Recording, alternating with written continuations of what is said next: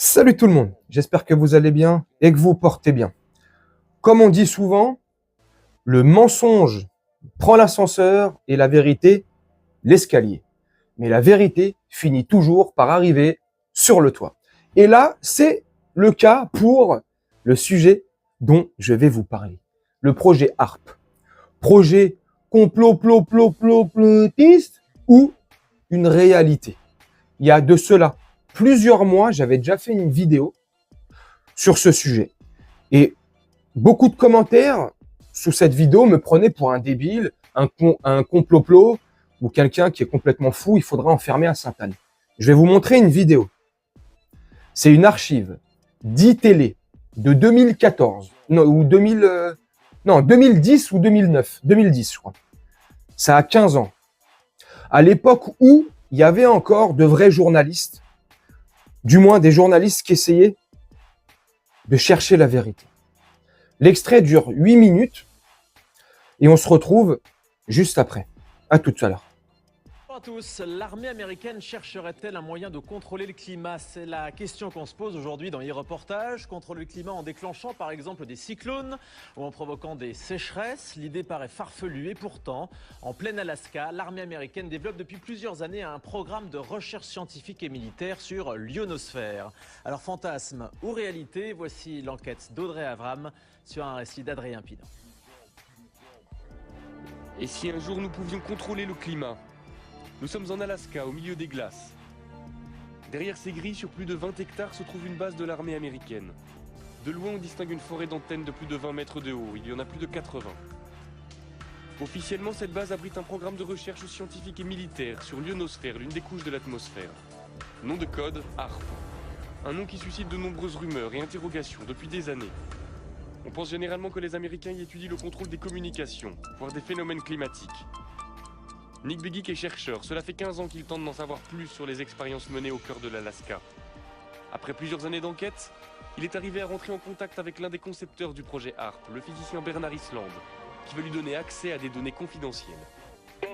Ce qui est apparu à la lecture de ces brevets concernait des recherches pour manipuler le climat, des manipulations climatiques, voire même des manipulations de l'environnement de manière très particulière, tout ça pour des applications militaires. Manipuler le climat, cela paraît impensable. Mais être capable d'envoyer un cyclone ou une sécheresse chez ses ennemis, cela ressemble à l'arme absolue. Les Américains essaient-ils vraiment de contrôler les phénomènes climatiques? C'est ce que croit Luc Mampey, chercheur pour le groupe de recherche et d'information sur la paix et la sécurité. Je fais référence notamment à un rapport publié par l'US Air Force vers la fin des années 90 et qui s'appelait Air Force 2025, où très clairement l'US Air Force évoque là toutes les recherches qui devraient être faites à des fins militaires de manière à pouvoir avoir un certain impact sur les phénomènes météorologiques, de manière à pouvoir faciliter les opérations militaires amies et rendre plus compliquées les opérations militaires ennemies. Les Américains travailleraient sur la maîtrise du climat depuis les années 60. Il y a des premiers essais qui ont été faits au moment de la guerre du Vietnam, où là, effectivement, on a, par des procédés physico-chimiques, essayé de provoquer des intempéries, des averses extrêmement fortes. En 1967, en pleine guerre du Vietnam, les Américains se livrent à une expérience étonnante. Ils déversent une substance chimique au-dessus des nuages. Le but, faire en sorte que les pluies torrentielles de la mousson se propagent au Nord-Vietnam jusqu'aux bases de leurs adversaires. Le plus étonnant, c'est que cela a marché. Alors HARP pourrait-il être la suite de ces premiers essais? Ce qui concerne les modifications environnementales et climatiques, c'est un enjeu militaire aux États-Unis depuis certainement 50 ans. Et cela implique des technologies, des procédés, des techniques très proches de ce qui est mis aujourd'hui en œuvre dans le cadre du programme HARP. HARP suscite l'inquiétude, au point qu'en 1997, le Parlement européen met sur pied une commission d'enquête sur la possibilité de manipuler le climat à des fins militaires. Très vite, les parlementaires font des découvertes alarmantes. Ils apprennent par exemple que HARP émet un rayon qui chauffe et qui perturbe l'ionosphère, une couche de l'atmosphère chargée de nous protéger des rayonnements solaires. Ernest Gelcher, député européen, a participé à cette commission. Ce genre de projet, de planter des antennes et d'envoyer un signal dans l'ionosphère, tout d'abord, c'est fait par les militaires.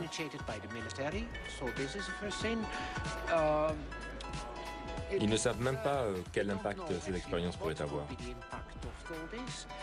Je pense que derrière tout ça, il y a des objectifs militaires qui pourraient être un peu plus ambitieux, un peu plus vastes que ceux qu'ils veulent bien admettre en public. Très vite, les travaux de la commission se heurtent au refus américain de s'exprimer sur HAARP. À l'époque, le président de la commission est un parlementaire britannique, il s'appelle Tom Spencer. Convaincu du danger que le projet pourrait représenter, il essaie d'obtenir des précisions de la part des responsables américains, mais sans succès. Nous n'avons eu absolument aucun contact avec les Américains. Ils ne sont jamais venus. Pendant les auditions, Tom Spencer lui-même leur a dit qu'ils seraient les bienvenus au Parlement européen. Pour rencontrer les députés européens, ils n'ont jamais répondu. Je crois qu'ils ont délibérément décidé de faire la sourde oreille, d'ignorer le sujet et de ne pas en parler. Un incident va vite calmer les ardeurs de Tom Spencer. En 1999, le président de la commission fait la une des journaux à scandale.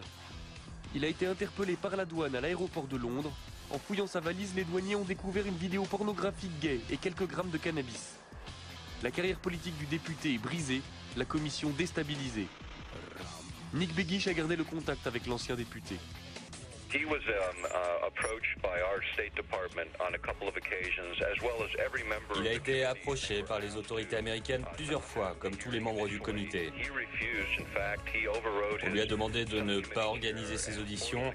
Il a refusé et même accéléré la procédure. Il a essayé de parler avec les Américains, il a essayé de parler avec l'OTAN.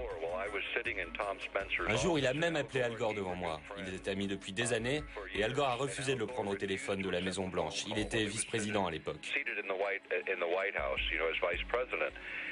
Ce qui s'est passé, c'est que tout le monde a dit à Spencer de rester en dehors de tout ça et il ne l'a pas fait.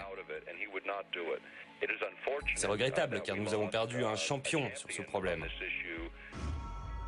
Après la mise sur la touche de Tom Spencer, les investigations de la commission d'enquête cessent. Cela n'empêche pas de nombreux chercheurs de continuer à se poser des questions sur les expériences menées par l'armée américaine en Alaska. C'est le cas du physicien Jean-Jacques Berthelier.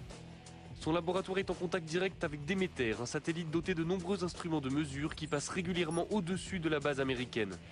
Lorsqu'on passe au-dessus de HAARP, on voit quelque chose qui n'a pas l'air, pour un profane, n'est pas très étonnant, mais on voit ici un signal à 1 méga, à peu près un petit peu plus de 1 méga, qui est une émission dont on sait que c'est émis par HAARP.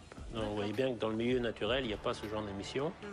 Et ce qu'on voit surtout qui est intriguant, c'est le fait qu'on a une baisse d'un facteur 2 ou 3 de la densité et une augmentation assez sensible de la température.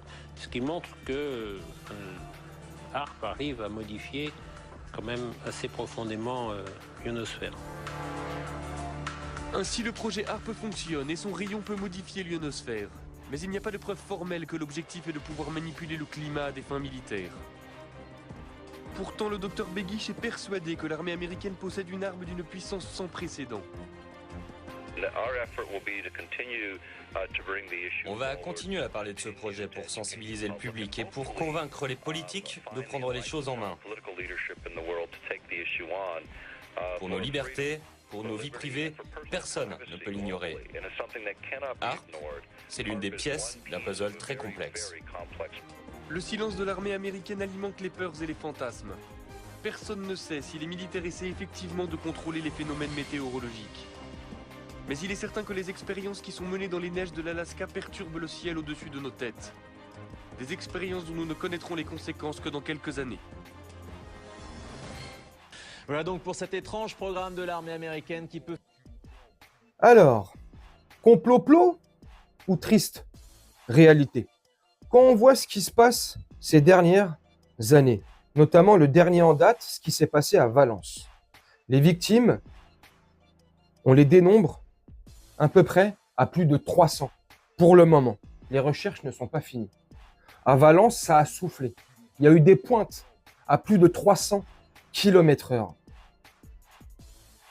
Franchement, ça paraît exceptionnel. Ce qui s'est passé il y a plusieurs années de cela à Haïti. Ce qui se passe au Koweït, en Arabie Saoudite. les tempêtes, les machins, les trucs. Moi, je sais pas. Moi, ça fait des années que moi, personnellement, j'y crois. À ces contrôleurs de climat, là. À ceux qui se prennent pour, je sais pas, pour Zeus ou Dieu. À ceux qui se prennent pour Evelyne Delia, pardon. C'est incroyable. Moi, ça fait longtemps que je le dis, mais bon.